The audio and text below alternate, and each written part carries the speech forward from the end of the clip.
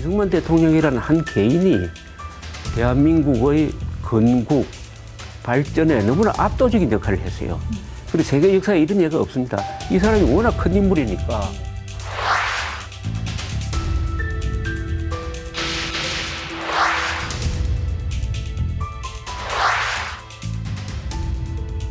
한 민족을 이끌고 가신 십자가를 진 어린 양이었다. 어린 양은 희생됩니다.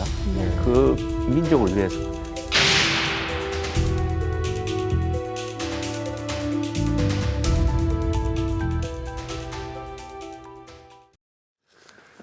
네, 북핵 위협이 현실화되면서 한국에 독자적 핵무장이 필요하다는 주장이 곳곳에서 터져나오고 있는데요.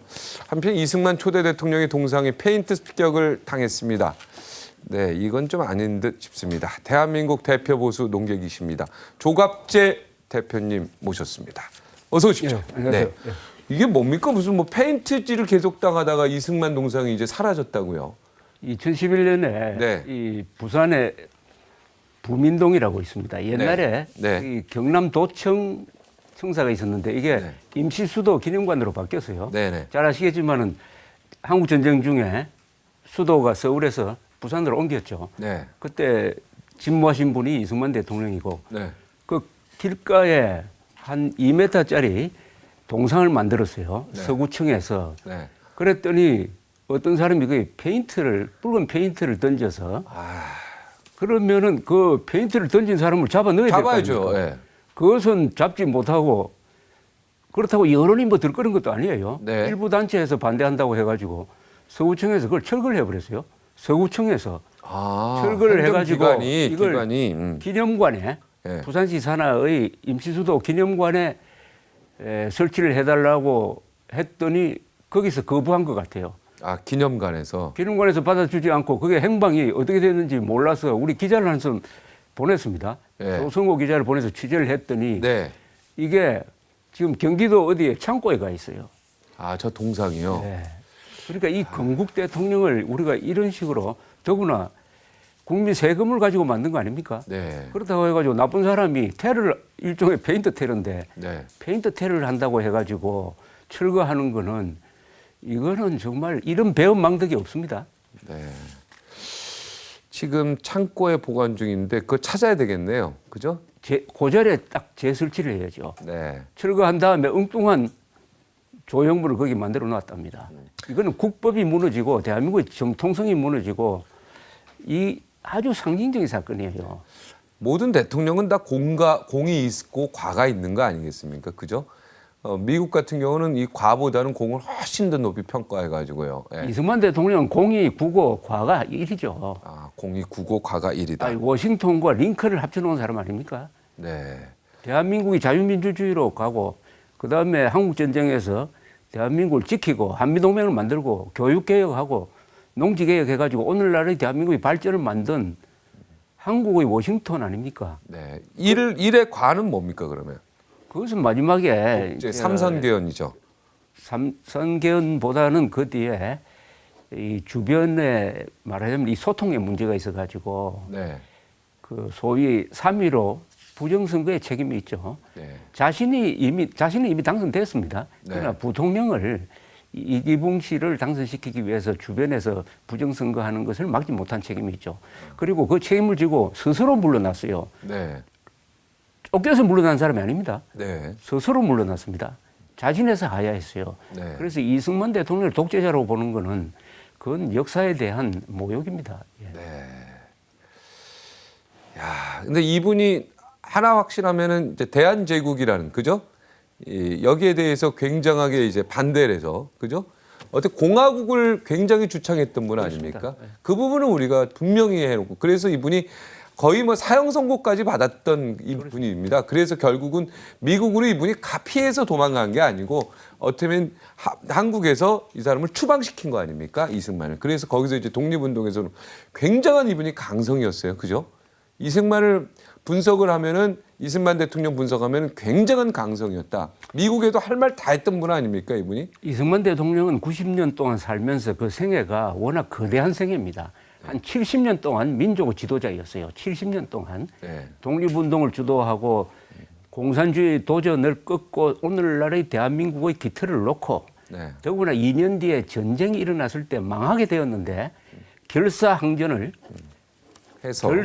결심해가지고 유엔군이 도울 수 있는 그 교두보를 확보하고 그걸로 끝난 것이 아니라 한미동맹을 맺어가지고 오늘날 대한민국의 자유와 번영을 보장할 수 있는 울타리를 만든 분 아닙니까? 네. 그리고 이분은 전쟁 중에도 언론 검열을 안 했어요.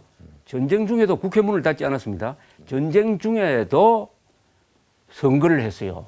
즉 우리나라 사람들이 민주주의를 할 수 있도록 연습할 수 있도록 참아준 사람입니다. 전쟁 중에도 선거를 하신 분이다.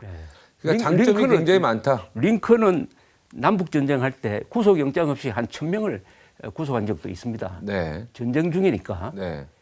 그러니까 이 이승만 대통령은 쉽게 말하면 한국 사람들한테 자유를 선물한 거죠. 네. 자유를 받은 사람은 활력이 넘쳐가지고 열심히 일해서 나라가 부국강병이 된다. 이런 생각을 가졌던 분입니다. 근데 이제 이승만 대통령에 대한 음해 세력이 굉장히 많지 않습니까? 예. 이건 도대체 이런 어떤 진실에서 벗어났다는 얘기 아니겠습니까? 이 진실을 잘 곡해하고 있다는 얘기죠. 가장 큰 우리는 북한 정권입니다. 북한 정권은 대한민국을 정신적으로 무너뜨리기 위해서는 네. 이승만을 부정하면 된다. 모든 대남 심리전과 사상전의 표적을 이승만에 두고 있습니다. 네. 박정희 대통령이 아니에요. 네.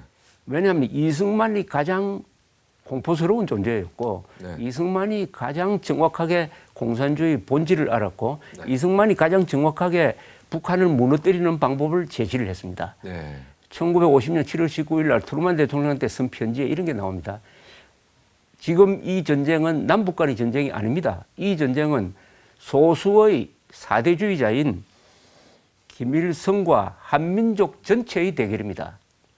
이렇게 이야기했습니다. 지금도 마찬가지예요. 네. 지금 남북 간의 이 대결은 남북 대결이 아니고 김정은 집단과 한민족 전체의 대결입니다. 네. 그러니까 쉽게 말하면 7천만 대 1이에요. 네. 이런 전략 개념을 제시하니까 북한으로서는 어쨌든 이승만을 무너뜨리면 한국의 역사관을 뒤집을 수 있고 역사관이 거꾸로 되면은 이념이라든지 도덕이라든지 이런 것도 무너진다. 그러니까 이승만을 제대로 우리가 평가해서 광화문에 동상을 세우지 않는 한 네. 대한민국은 바로 설 수 없다고 생각합니다. 이승만 대통령의 동상을 광화문에 바로 세우지 않는 한 우리나라가 제대로 설 수 없다. 그래서 요새 우리 뜻있는 분들이 뜻있는 기업인이 지금 이승만, 트루만, 박정희 세 분 동상을 지금 만들고 있어요. 네. 문제는 세울 데가 없는 거예요. 네. 가장 쉬운 방법은 전쟁기념관에 이승만, 트루만 동상을 세우는 겁니다. 네.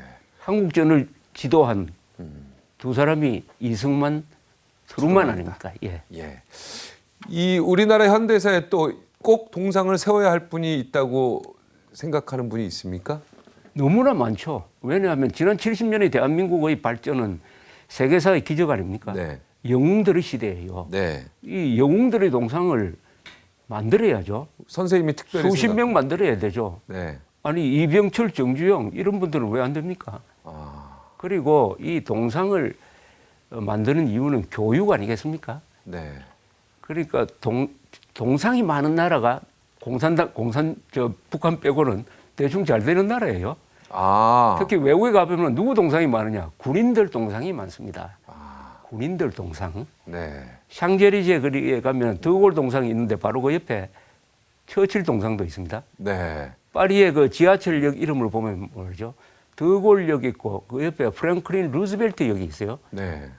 그다음에 조지 5세역이 있습니다. 영국 그리고 미국 프랑스를 도와준 1차 대전, 2차 대전 때 도와준 사람들의 이름을 역 이름으로 정하고 케네디 불바드라 그래가지고 그러니까 우리가 지금 동상뿐만 아니라 길 이름이라든지 공원 이름 이런 걸 생각을 좀 깊게 해가지고 교육의 현장으로 삼았으면 좋겠습니다. 네. 야, 이 현대사를 두고 이렇게 대한민국이 갈등을 빚는 거. 지금 이승만 음해 세력에는 북한 세력이 있다라고 이야기했는데 이 현대사를 두고 아주 계속해서요. 어떻게 보면 좌우, 보수와 진보 뭐 이런 식으로 계속해서 이렇게 갈등을 빚는 걸 빨리 종집을 찍어야 되겠다는 생각이 저는 간절한데요. 방법이 없을까요? 그 노력은 해야 되겠지만은 결국 통일돼야 될 겁니다. 네. 통일된 다음에 네. 얼마나 우리가 왜 통일이 되느냐? 네. 이승만 대통령이 나라를 세우고 박정희 대통령이 발전시키고 그 뒤에 민주화 운동 세력이 민주화를 이루고 한 이 산업화, 민주화, 건국, 호국 이것을 일체로 해가지고 이 고마운 분들을 생각을 하면은 우리가 삼국지를 보고 감동하잖아요. 네. 한국 현대사가 삼국지보다 훨씬 더 드라마틱하죠. 감동이죠. 영웅들이 더 많습니다. 네. 관우, 장비보다 몇 배나 더 위대한 세계적 인물들입니다. 네. 세계적 인물들의 가치를 인정하게 되는 날이 반드시 온다고 봅니다. 네. 그 과정이 이제 통일을 통해서 모두가 하나가 될 수 있는 빨리 통일이 돼야 되겠네요. 그죠? 통일이 간절해 보입니다. 근데 북한이 오늘 제5차 그 무슨 핵실험했는데요. 야, 이거 뭐 통일이 조금 더 멀어지는 거 아니냐 이런 생각 드는데요.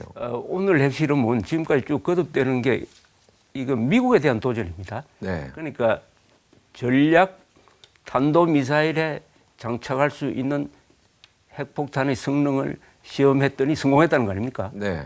그러니까 미국 서해안 로스앤젤레스 정도를 때릴 수 있는 이제 폭탄을 만들었다는 거죠. 네. 그러니까 미국이 이제는 강하게 나올 거라고 생각을 합니다. 군사적 조치도 배제할 수 없다고 생각을 해요. 아마 마지막 기회가 있다고 봅니다. 그때 한국 사람들이 어떤 선택을 하느냐. 한국인들이 과거처럼 또 북한에 대한 군사적 조치를 하지 말라. 이렇게 할 것이냐. 그때 92년도인가 그랬죠? 94년에. 94년도. 아니면 우리가 오히려 앞장서 가지고 같이 북한을 뭐 해안 봉쇄를 하든지 해가지고 한번 최후 통첩을 하자. 이렇게 나올 것인지 하는 요 결정적 순간이 이제 몰려왔는데 이제는 북한 핵 문제에 대해서 토론은 그만해야 됩니다. 분석 그만해야 돼요. 네. 논평 그만하고 네. 액션 플랜이 나와야 돼요. 네. 딱 두 가지가 저는 해야 된다고 생각합니다. 네. 뭡니까? 박근혜 대통령은 굉장히 북한의 핵 위협을 강조를 하고 있습니다. 네. 그리고 가만 안 두겠다는 정도 이야기를 하고 있어요. 네. 그렇다면 그다음에 그걸 뒷받침하는 행동이 나와야 되죠. 그래야 되죠. 저는 거국적 핵 안보 체제 건설, 거국적 핵 안보 체제 건설. 그건 뭡니까? 거국적 그 안에 핵 안보 체제는 사드 배치는 물론이고 전술핵 배치 뭐 이런 거 수렉 있죠. 재배치 그리고 자위적 핵무장에 대한 검토 무엇보다도 이것을 뒷받침할 수 있는 예산 확보. 저는 GDP의 1%를 네. 그러면 15조가 나옵니다. 15조를 매년 핵 안보 체제 건설에 투입을 해야 된다고 생각해요. 이걸 패키지로 만들어 가지고 국민 투표에 붙여야 됩니다. 네. 아니 이 이외에 국민 투표할 사안이 뭐가 있습니까? 이걸 국민 투표에 안 붙이면 뭘 합니까? 그래서 국민 여론을 조직화해야 돼요. 그렇게 하면은 아마 우리 주변국들도 정신 차릴 겁니다. 아, 한국 사람들이 사생결단으로 나오는구나. 그렇게 해야 문제가 해결되는 돌파구가 만들어집니다. 그다음에 이렇게 되면 미국과의 관계가 좀 안 좋아지지 좋아지죠, 않을까 오히려. 걱정 많이 하던데요. 좋아지죠. 오히려 좋아집니까? 미국은 그렇게 해주기를 바라고 있죠. 그렇게 해야 카드가 생기는 거 아닙니까? 북한하고 특히 중국에 대해서 한국 이렇게 나오는데 당신 이렇게 북한을 봐줄 수 있느냐 이렇게 나오는 거 아닙니까? 그리고 도대체 이해가 안 되는 게 네. 북한 핵 위협이 이렇게 점증하고 있는데도 왜 민방위 훈련할 때 네. 핵 방어 훈련을 안 합니까? 핵폭탄이 떨어지는 것을 상정해가지고 매월 15일 날 어디로 피하는 게 가장 빠르냐? 여기 같으면은 지하철역으로 피하는 게 제일 빠른 거 아닙니까? 광화문역으로 빠져야죠. 또는 건물에 지하로 지금 우리가 지하 시설이 많아요. 네. 지금 세계에서 핵폭탄 맞을 가능성이 제일 적은 나라가 스위스죠. 네. 영세 중립국. 네네. 또 무장하고 있습니다. 네. 스위스는 전 국민들의 120%가 피할 수 있는 핵 방공호를 갖고 있습니다. 네. 우리는 하나도 없어요. 그럼 우리는 운을 믿는 거 아닙니까? 스위스는 운을 안 믿죠. 네. 우리는 그러면- 행운을 믿고. 그러면 한 100년 뒤에 역사 이렇게 기록되는 거 아닙니까? 운을 믿던 대한민국은 망하고 한민족은 멸종이 되고 역시 안보에 관한한 스위스처럼 살아야 된다 하는 교훈으로 기록될 가능성이 없다고 봅니까? 스위스는 용맹하죠. 그렇죠. 용맹하는 것보다 예. 준비를 하는 거죠. 그러니까 스위스는 용맹하고 준비도 철저히 하고. 뭐냐? 예. 이 핵은 절대 무기니까 한 방으로 쏘면 끝난다. 네. 우리 뭐 오늘 저 군에서 발표한 것 중에서 이런 게 있었어요. 네. 북한이 핵을 쏘면은 지휘부를 공격한다 했습니다. 네. 그게 과연 가능할까요?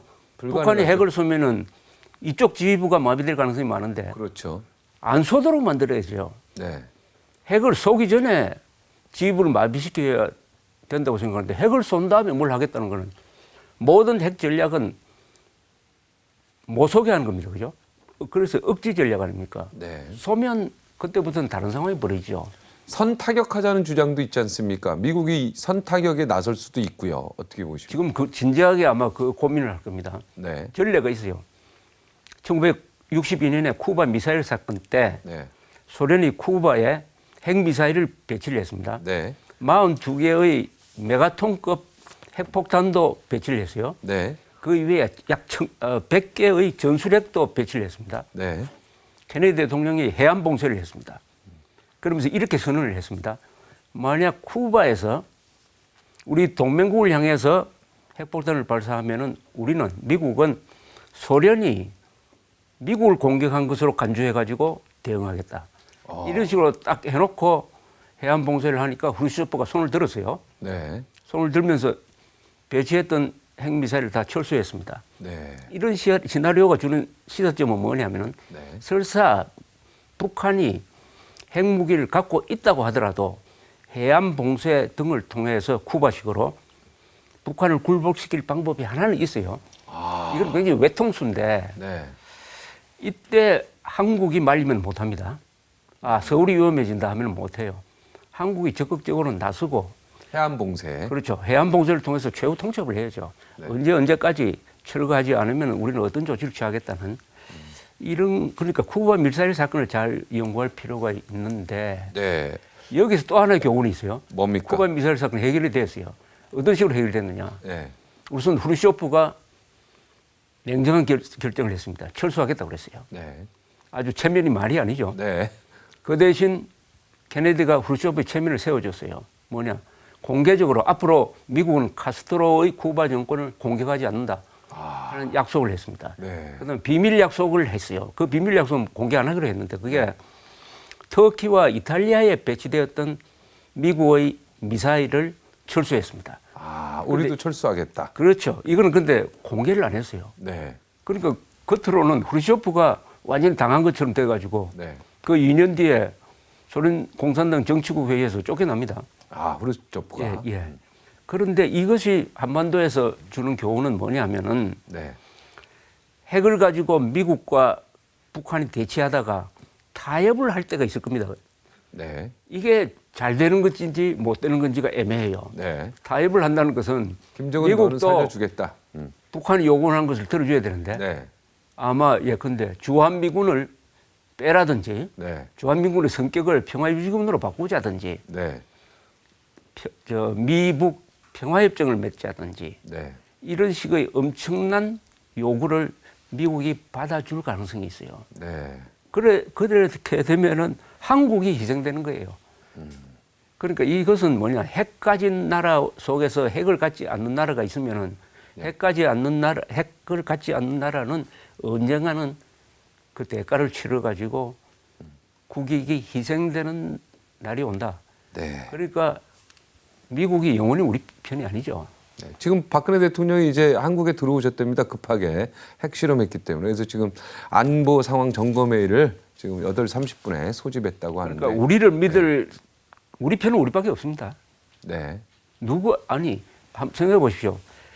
우리가 결심만 하면 살 길이 있어요. 네. 살 길이 있는데도 살고 싶어 하지 않는 나라를 네. 대신 피를 흘리면서 도와줄 나라가 또 있습니까? 없죠. 우리의 살 길은 뭡니까? 돈을 써야죠. 우리도 핵무장 해야죠. 네. 우리도 사드 배치해야죠. 이걸 안 하면서 네. 더구나 내년 2012년 대선이 우리의 운명을 바꾼다고 봅니다. 저는. 내년이요. 자, 거국적 해외 안보 체제를 빨리 구축하고 미국의 전술핵 배치부터 시작해 자위적 핵무제까지 포함해서 국민투표에 붙여라. 그죠? 그렇죠. 그다음에 두 번째 해안 봉쇄에 대해서 적극적으로 검토하라. 이 얘기입니까? 아니면 두 번째가 또 있습니까? 미국하고 같이 네. 군사적 조치를 검토를 해야 됩니다. 군사적 조치 미국과 선타격을 얘기하는 거죠. 선타격이라기보다는 이건 예방적 공격인데 네. 처음부터 북한을 공격해서는 안 된다고 생각해요. 네.